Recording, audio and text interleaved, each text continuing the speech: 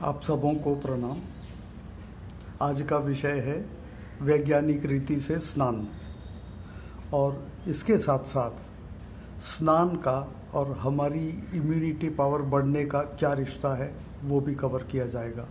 कोशिश करूँगा एक एपिसोड में हो, यदि नहीं होता है तो दूसरे में इसका शेष भाग बताया जाएगा। कृपा करके उसे भी देखिए तो पूरा पिक्चर आपको मिलेगा। ये सबका अनुभव है कि स्नान करने के बाद हमको ताजगी आती है, स्फूर्ति मिलती है। क्या कारण है?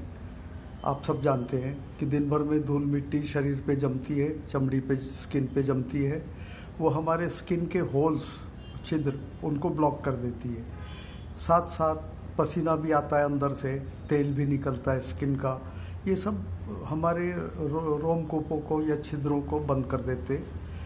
साबुन से स्नान करने के बाद ये सब घटक निकल जाते हैं और तब एक चीज़ होती है, वैसे स्किन को ऑक्सीजन की जो ज़रूरत पड़ती है उसका 60% भाग ब्लड से आता है, लेकिन स्किन अगर उसके छिद्र खुले हों तो 40% ऑक्सीजन हवा से डायरेक्ट खींच लेती है और इस प्रकार उसको 100% ऑक्सीजन मिलता है।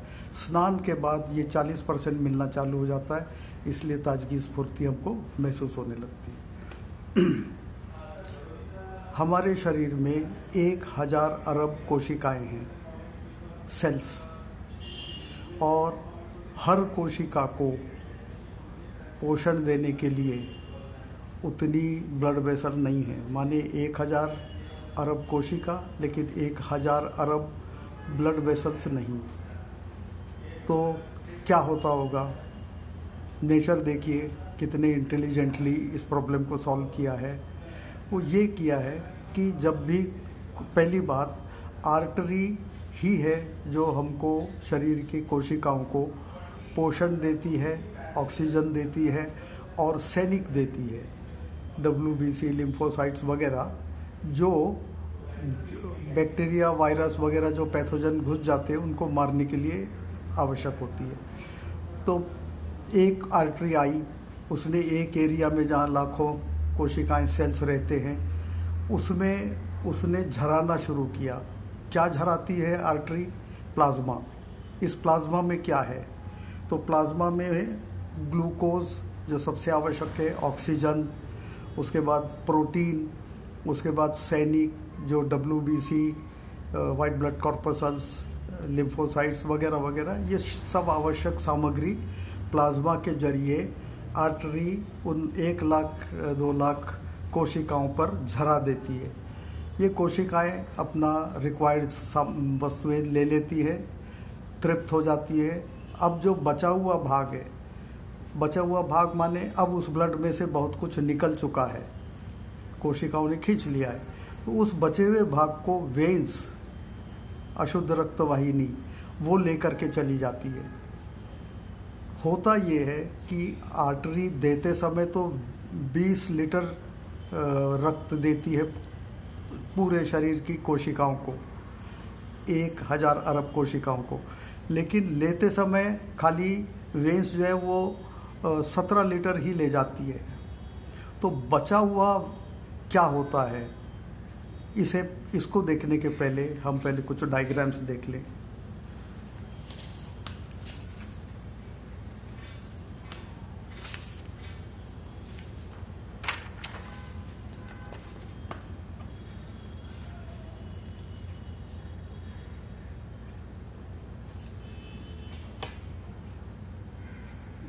ये है हमारी आर्टरी, शुद्ध रक्त वाहिनी। इसने पोषण, ऑक्सीजन, सैनिक लाया और यहाँ के भाग में जितने लाखों करोड़ों कोशिकाएं थी उनको दिया।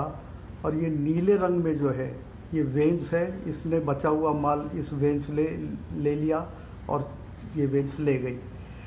आर्टरी ने लाया था 20 लीटर, वेन्स लेके गई 17 लीटर। अब ये 3 लीटर का क्या होता है? तो इस 3 लीटर को ले जाने के लिए भी अब कोई अलग नली लगेगी, क्योंकि ऑक्सीजन अपना रोल कर रही है, उसके पास जगह नहीं, वेन अपना कर रही, उसके पास भी जगह नहीं। तो बचा हुआ 3 लीटर है, उसको ले जाने के लिए कोई और नली लगेगी। वो यहाँ पर ग्रीन कलर में दिखाई गई है, वो है लिम्फेटिक सिस्टम, लिम्फेटिक वेसल्स।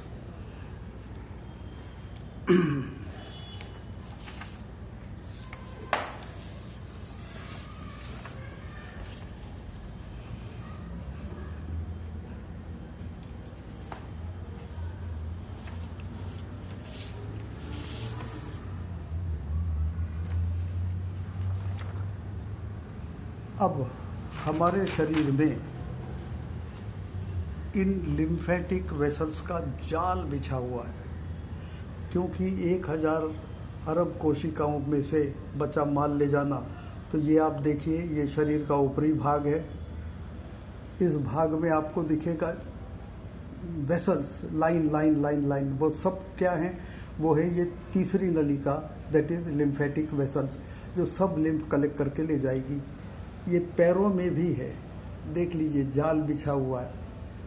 ये शरीर के पीछे के भाग में भी है, और ये पीछे का भाग है, इसमें भी है। और इस तरह ये जाल बचे हुए सामग्री को लेके जाने के लिए बनाया गया है। लेकिन ये जाल ही एक है जो सबसे महत्वपूर्ण काम करता है हमारे को इम्यूनिटी प्रदान। वो इम्यूनिटी कैसे मिलती है हमको, क्या करता है ये? तो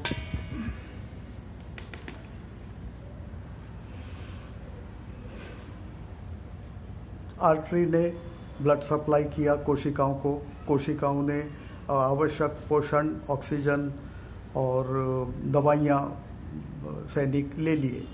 बचा हुआ वेंस ले गई। 20 लीटर दिया था, 17 वेंस ले गई। 3 लीटर इन जाल ने ये जगह जगह से इकट्ठा करती, और इकट्ठा करती हैं तो ऐसा नहीं कि सीधा इसको कहीं ले जाए जहाँ पहुँचाना है। कहाँ पहुँचाती है?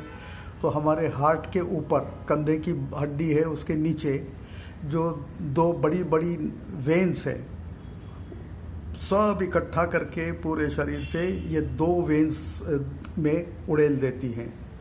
लेकिन ऐसा करते समय ये एक बहुत महत्वपूर्ण काम करती। इन लिम्फेटिक वेसल, अभी से मैं कहूँगा तीसरी ट्यूब, इस तीसरी ट्यूब में जगह जगह बीच में गठाने हैं।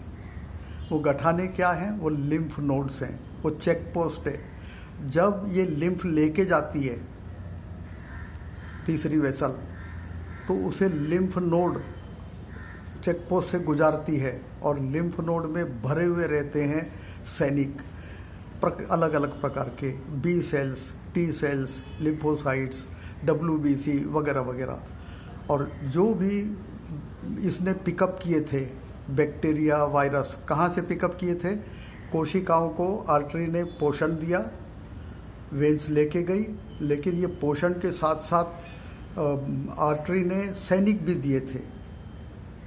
वो उसके अलावा अगर कोशिकाओं में कुछ वायरस, बैक्टीरिया, पैथोजन आ जाते हैं, तो ये तीसरी नली उनको चूस लेती है और अपने नली में डाल देती है, और डालने के बाद इस लिम्फ नोड से पास करने को लगाती। और ये लिम्फ नोड है सैनिकों का अड्डा। यहाँ पे सारे बैक्टीरिया, वायरस, पैथोजन वगैरह वगैरह मार डाले जाते हैं, और फिर ये वाला लिम्फ जो अब मेन रोल उसने कर दिया है, और 3 लीटर जो बचा माल था वो भी ले गया है। वो ले जा करके कॉलर बोन के नीचे 2 बड़ी अशुद्ध रक्त वाहिनियाँ हैं,